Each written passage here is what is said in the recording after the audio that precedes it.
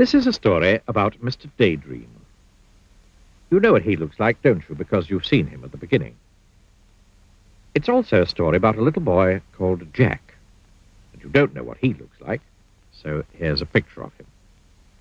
Now, Jack was a very well-behaved little boy. He always ate up his lunch. He always went to bed when he was told. He always said please and thank you. But Jack was a daydreamer. Whenever he was supposed to be thinking about something, he found himself thinking about something else. Daydreaming. One day, Jack was at school. He was sitting at his desk, listening to the teacher talking about history. Suddenly, out of the corner of his eye, Jack saw something outside the window on the grass in front of the school. It was a small, cloud-shaped something. Jack couldn't believe his eyes. The figure looked at Jack, looking at him, smiled, and waved. Jack looked at his teacher, who was still talking.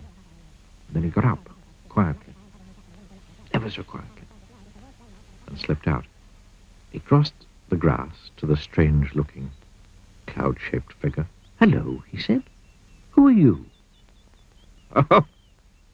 "Oh, I'm Mr. Daydream," said the figure. "What's your name?" "Jack," said Jack. I'm going off on an adventure," Mr. Daydream said to Jack. "Would you like to come with me?"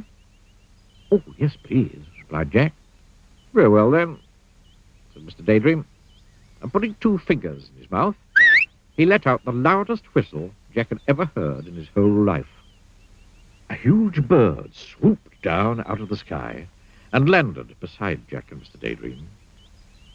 "Come on," said Mr. Daydream to Jack, and climbed onto the bird's back. Jack climbed on too. It was really an enormous bird, and there was plenty of room for both of them. "Hold on," said Mr. Daydream. Jack held on, tight. The huge bird flapped its huge wings, and suddenly they were high up in the air. They flew over fields and farms and towns and hills and trees and valleys until they were far, far away from Jack's school. It was very exciting. Mr. Daydream turned to Jack. "How would you like to go to Africa?" he shouted. They were traveling so fast now that Jack just nodded his head and held on even tighter. And suddenly, it seemed in no time at all, there below them was Africa. The bird landed in a jungle clearing. Jack and Mr. Daydream climbed off the bird's back. It was very hot. "Come on," said Mr. Daydream to Jack. "Let's go and explore." So off they set, pushing their way through the jungle. Suddenly, in the middle of a clearing, they saw an elephant. "Hello, Mr. Daydream," trumpeted the elephant down its trunk.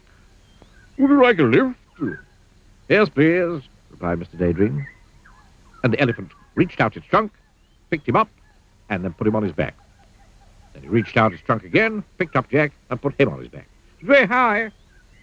The elephant carried them through the jungle until they came to a river. Then he set them down on the ground, said bye-bye, and went off into the jungle. "How are we going to cross the river?" Jack asked Mr. Daydream. "Perhaps I can be of assistance," said a particularly oily voice coming up from the river. They looked, and there was a crocodile. "Use my back," suggested the crocodile. It was very helpful. They were halfway across the river on the crocodile's back when the crocodile grinned a rather nasty grin. All teeth and no smile. Then, flipping his enormous tail and shooting Jack and Mr. Daydream up into the air, the crocodile opened his horribly large mouth and waited. It was very frightening. "Oh, dear," gasped Jack as he looked down at that enormous mouthful of teeth. "Oh, dear. Oh, help!" Mr. Daydream, upside down beside him, put two fingers in his mouth and let out that very large whistle of his. Suddenly, just as the crocodile's mouth was about to go snap, the big bird swooped down out of the sky. Mr. Daydream and Jack landed right on the bird's back. "Phew," said Jack. Foiled again, said the crocodile. Well, I promised you an adventure, didn't I? Grinned Mr. Daydream. You certainly did, said Jack. And now, said Mr. Daydream, I think we'll go to Australia. They did. And Jack learned to throw a boomerang, so that it always came back to him. Now, said Mr. Daydream, I think we'll go to the North Pole. And they did. And Mr. Daydream fell right up to his middle in a snowdrift.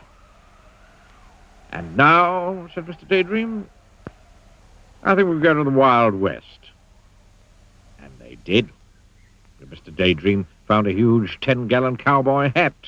The trouble was, when he put it on, he couldn't see out. Jack! He called from underneath the hat. Jack! Jack! Suddenly, Jack realized that it wasn't Mr. Daydream saying his name. It was his teacher. And Jack wasn't in the Wild West. He was sitting at his school desk. Jack, said the teacher again, you've been daydreaming. It was true. He had. Or had he?